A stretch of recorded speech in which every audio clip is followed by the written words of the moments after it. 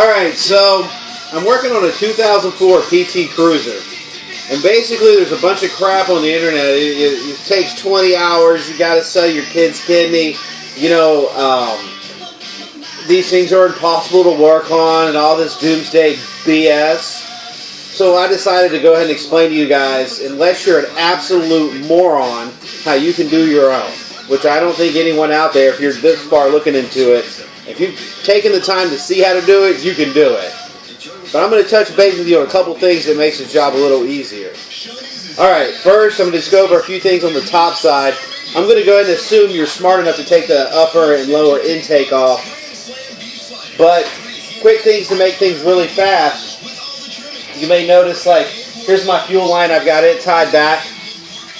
You know, it's just a quick, easy disconnect. It pops right off the fuel rail. All my airlines are all marked. You know, here's my throttle cable. I've disconnected my cruise control, completely removed it out of the way. You'll notice the power steering just sits here, and down here I actually removed the outer bracket to the power steering pump. Let me get my light, keep it right there. So there's the power steering pump right here, just sitting here, and there's the reservoir. So if you look down here where it goes, and you're in your car, you'll know where it goes. You take that outer bracket off, and of course you take the 3 bolts that hold this, pick it up very easily, slide it back. That gets completely out of the way. And also, if you notice, I have disconnected the AC lines because you have a bracket right here. Holy crap, what is the name of that? Motor mount. Yeah, your top motor mount. So it comes off right here. And people are complaining because you can't get to the screw. You most certainly can. You must take away this right here. You can get to it with a regular ratchet and socket. It's like an 18 millimeter if my memory serves me correctly. Alright, so that's easy. You take this off. It takes about 15-20 minutes. You're going to have to do due diligence work. Take off your upper and lower intake. You notice my lower intake is gone. It only took an extra 15 minutes, but I've got access to everything. Now the next thing that you'll notice I've taken off. Hold on, I'm all caught up on my. Could ever honestly say that. Alright, hang on guys, we'll be right back. I'm just getting some light here. Don't brush this aside and don't count us out. Help the U.S. Alright. Support these troops and their families. Donate today. Come on now. Keep it rolling on the car. Alright, so the next thing I gotta do is get this stupid ass light to work. But I'm going to show you the water lines and how I hook them up to get them out of the way. Just because it's easy. This particular job, I'm taking the head off. You may only be doing the timing belt. In that case, you don't need to worry with this. But you see the water bracket right here? This is actually the jacket where the thermostat goes straight to the top of this. Or vice versa, whatever how it goes. And that's the engine coolant temperature sensor right there. This right here goes to the block, or actually the head, should I say. And if you're looking on how to bleed this bad boy, this is kind of how it actually sits. It sits like this. And then the housing sits on top of this. This little nipple right here has got a hole in the bottom of it. So when you let it out, it's going to let out the gas. And that's how you're actually going to bleed this car. Real easy stuff. You put a little piece of 1/4-inch plastic tubing over it, about 3 foot long, run it down to the ground, wait for the bubbles to come out. Just keep pouring stuff in it, but I'll do that at the end and show everybody. Alright, next thing that might be of importance to you guys is how these electrical connectors work. 9 out of 10 of them got these little sleeves on them. You just pull out, like that one right there is pulled out. That just push it in. You pull it out, and there's always a release button, like right there. See it? You would just push that in and pull it out. They're all the exact same way. When you get down to this is interesting right here. Some idiot was in this car before me. This is how they're supposed to look. This is the electronic fuel injection rail. So all these right here go to the injectors. This right here is locked down like that. You just pull it up, and you see the little tip behind it. You push it down and pop it out. Well, people don't understand that, so this is the end result. They break off the tabs. And like that. Anyway, it's a nightmare for somebody who actually has to fix it at the end of the day. Alright, so that's how the electrical stuff works, basically. Now, everybody seems to have a problem with the timing. And the reason is they can't seem to get off the center bracket. And here's why. The first thing you need to do is get rid of the power steering, which is right here.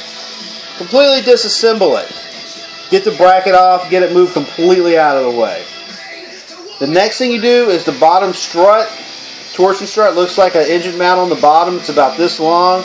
Take one bolt, drop it down, and the engine at that point is going to be hanging on this one centerpiece right here. So what I did was, let me find my, here it is.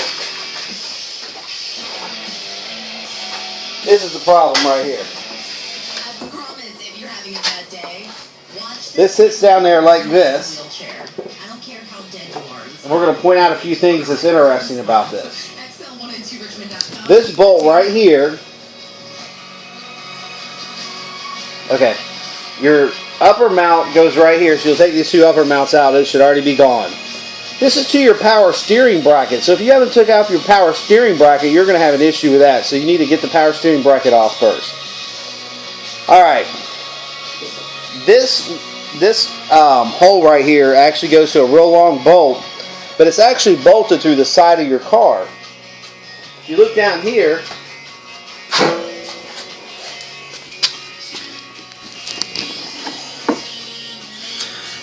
man, it's too far down here.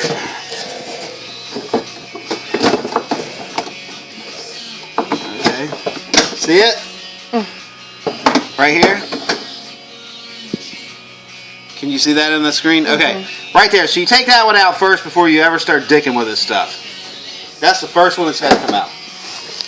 Second, take out this top support.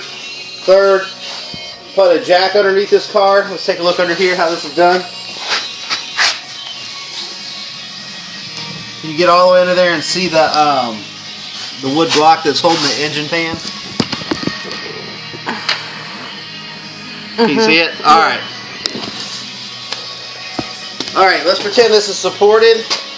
Alright, watch out. Watch out in the video now. Hello? Try to shoot the video here. You're still... Alright, so look. The top support, bottom support's out. Now you're taking out the center one.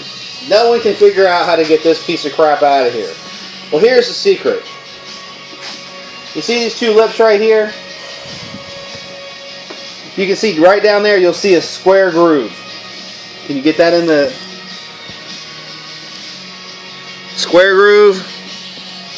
There's your guide right there. So with all this stuff out, you just jack the engine up. And you jack it up high enough. You see how it's going?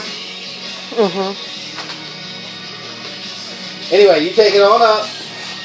You'll clear this one. I think that's the last one left. You'll just clear that one, take it out, done. It slides right out. It shouldn't have to touch anything or clear anything. That's all you got to do on it. So that takes care of the center mount, which is a pain in the butt. The power steering, which is no big deal. The power steering bracket, no big deal. Exhaust manifolds, baby stuff. I mean, it's in and out. Heat shields do have a nut on the bottom of them, which I didn't realize that yesterday until I broke a couple of them, but so be it. Alright, man, it's a wrap. I hope it helps you not kill yourself on this job. It's pretty easy to do. And like I said, I'm going to do the pull the head next, so I'm going to come back and check all that later. Alright.